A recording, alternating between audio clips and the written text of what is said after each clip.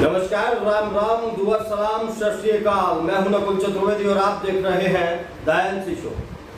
उत्तर प्रदेश के अलीगढ़ में जब 83 लोगों की मौत हो गई तो प्रशासनिक और शासनिक कार्रवाई का दौर चला और इस कार्रवाई में कई आबकारी अधिकारियों को हटा दिया गया, नए लोगों को नियुक्ति दे दी गई।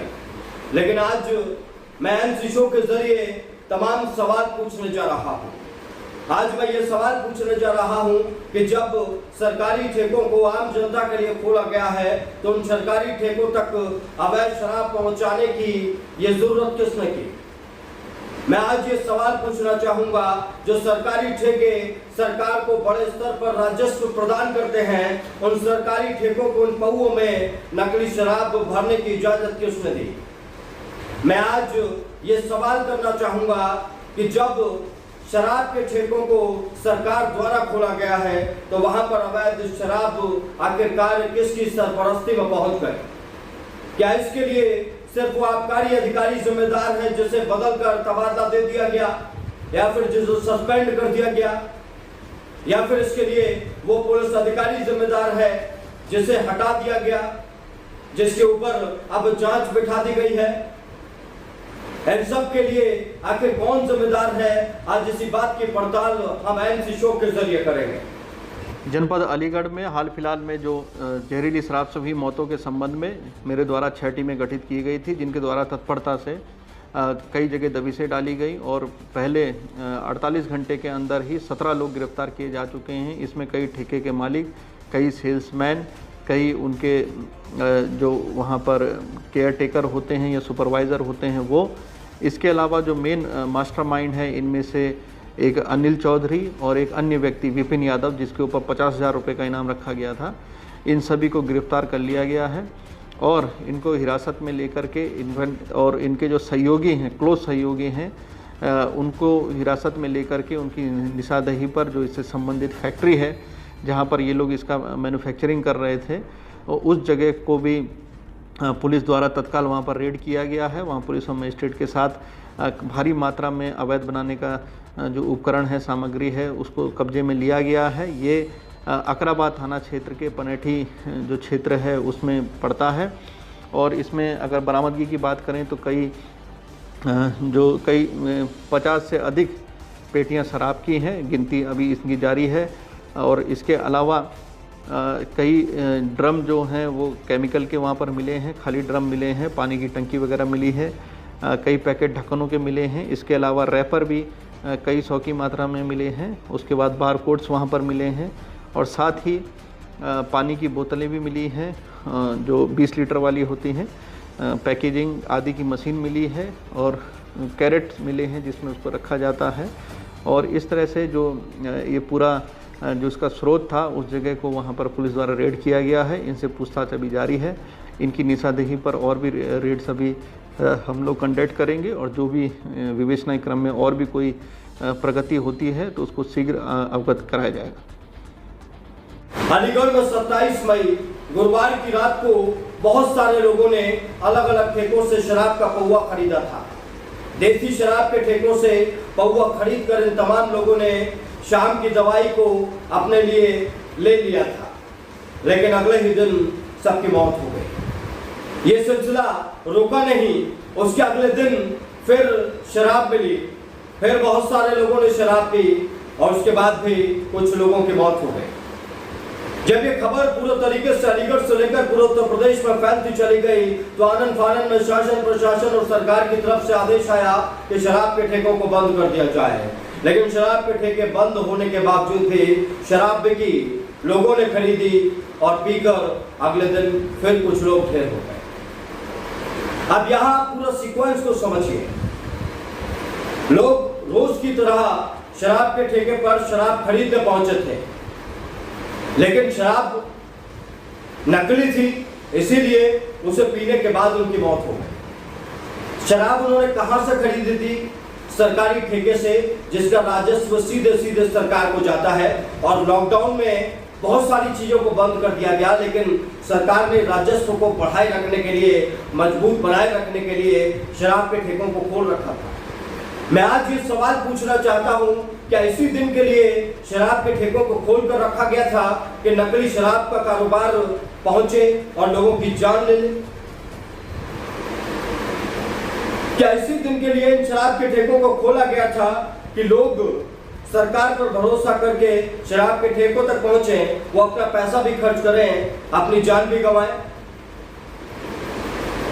आज बहुत सारी बातें अलीगढ़ शराब कांड के बाद उठ रही हैं। विपक्ष भी बहुत कुछ कह रहा है, लेकिन बहुत सारा दर्द जो हमें और आपको देखना और समझना। आपके कौन थे?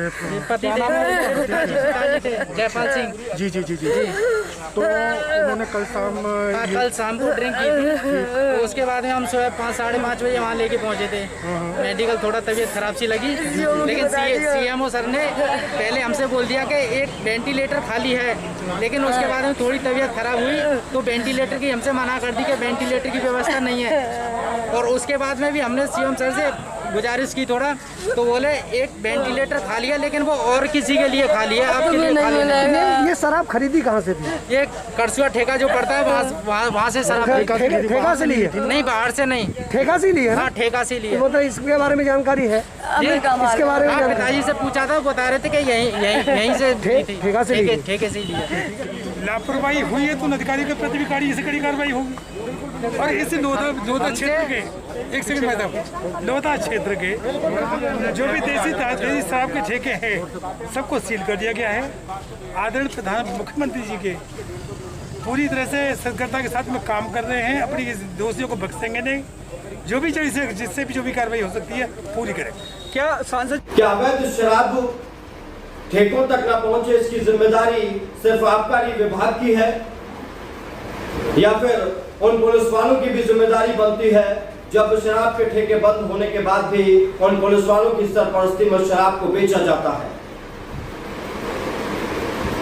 उन पुलिस वालों की भी जिम्मेदारी बनती है जिन्हें पता चल जाता है कि कहीं नकली शराब बन रही है, लेकिन वो चंद पैसे के लिए वहां पर जाकर समझौता करके आ जाते हैं।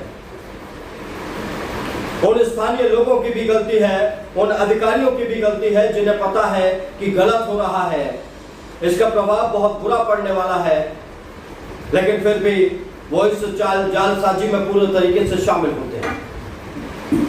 तो आज हमें किसको दोष देना है? आज सबसे ज्यादा दोषी कोई है तो वो आम जनता है। और आम जनता अपने लिए क्यों मुसीबत पैदा कर रही है? कोरोना की वजह से बहुत सारे लोगों की मौत हो चुकी है, लेकिन लोगों को शराब पीनी है। लोगों के पास खाने के लिए रोटी नहीं है, लेकिन इन्हें शराब पीनी है। अपने बच्चों के लिए वो दूध का इंतजाम नहीं कर पा रहे, लेकिन इन्हें शराब पीनी है। तो इसका सबसे बड़ा दोष आम जनता का है। लेकिन सबसे बड़ा सवाल मैं आज जो प्रदेश की सरकार से पूछना चाहता हूं, वो ये है कि जब सरकार ने कहा कि सब कुछ मजबूती के साथ किया जाएगा, कोई भी अवैध धंधा प्रदेश में पनपने नहीं दिया जाएगा, तो फिर ये सरकारी अधिकारी कैसे अवैध धंधा करने लगे? जब बाहर कोई अवैध धंधा करता हुआ पाया जाता है तो उसे गिरफ्तार करके जेल भेज दिया जाता है, उसकी संपत्ति को जब्त कर लिया जाता है, उस पर बुलडोजर तक चला दिया जाता है। लेकिन आज जब इन अधिकारियों की कारगुजारी की वजह से 80 से ज्यादा लोगों की मौत हो गई है, तब कोई कुछ नहीं कर रहा, कोई कार्रवाई नहीं हो रही, किसी को जेल में नहीं डाला जा रहा, और ना ये बताया जा रहा है कि इतने सारे लोगों की मौत का जिम्मेदार आखिरकार कौन है।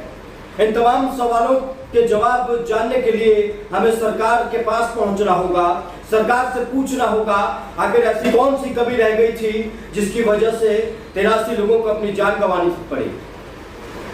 आखिर उन अधिकारियों पर जिनकी वजह से नकली शराब के ठेकों तक पहुंची, सरकारी शराब के ठेकों तक पहुंची, उन अधिकारियों पर अब क्या कार्रवाई की जाएगी?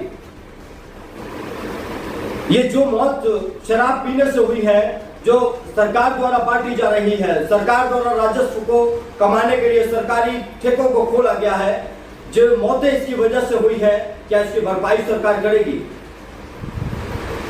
खैर, किसी के जाने के बाद कोई भरपाई नहीं होती और आज तक होता आया है। कोरोना के इस काल में हमने सरकारों को देख लिया है, सरकार के लिए आम जनता सिर्फ और सिर्फ एक आंकड़ा है, लेकिन आप अपने परिवार के लिए बहुत कीमती हैं। इसीलिए सरकार की आंकड़ेबाजी के चक्कर में अपने आप को न गंवाएं।